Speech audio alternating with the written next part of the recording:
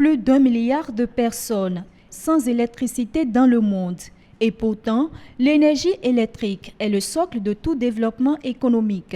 Dès sa prise de fonction en 2016, le président Patrice Talon a fait de la modernisation de ce secteur une priorité.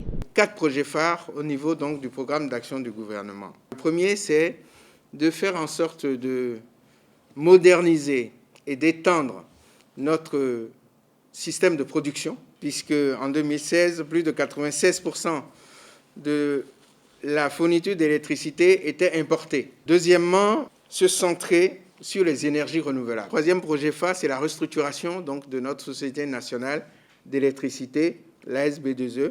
Et enfin, le quatrième projet phare, compte tenu des difficultés qu'on a à produire cette énergie électrique, il faut aussi s'assurer qu'on l'utilise bien. Plus de 800 milliards de nos fonds pour la modernisation du secteur de l'énergie. Très tôt, le gouvernement de la rupture montre ses performances.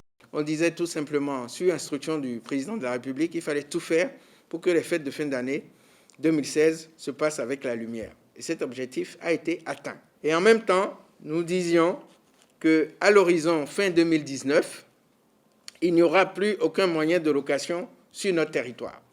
Ce pari a été tenu puisque fin 2019, nous avons sorti du pays tous les moyens de location pour produire de l'électricité. 3 centrales à Porto-Novo, à Parakou et à Natitengu ont été réhabilitées pour l'équivalent de 6 milliards 200 millions de nos francs et sont fonctionnelles aujourd'hui, capables de fournir 30 MW.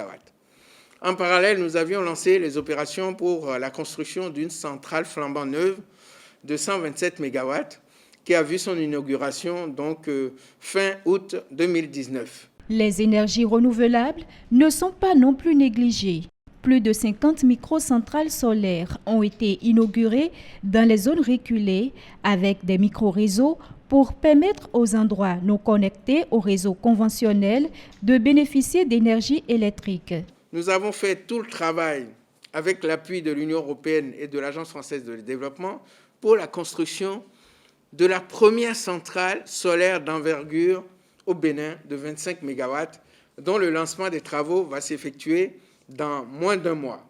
Et pour assurer la pérennité de l'énergie électrique, le gouvernement Talon a opté pour la restructuration de la société de distribution, la SBEE.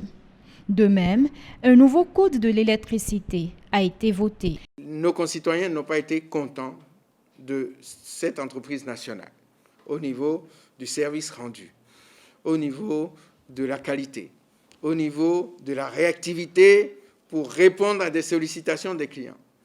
À partir de ces constats, le gouvernement a décidé d'aller plus loin, de changer de paradigme et de faire en sorte que cette entreprise devienne une entreprise ayant à cœur la clientèle comme préoccupation majeure, comme son centre de gravité. Rendre le Bénin autonome en matière d'énergie électrique d'ici 2021, cela passe également par l'électrification rurale.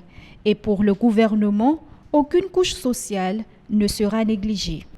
L'objectif dépasse même le simple fait d'avoir la lumière. Parce que c'est la pénibilité des femmes à aller chercher de l'eau très loin, à aller chercher des fagots de bois très loin pour faire manger, etc., qui s'en trouvent atténués par l'arrivée de l'électricité, même solaire.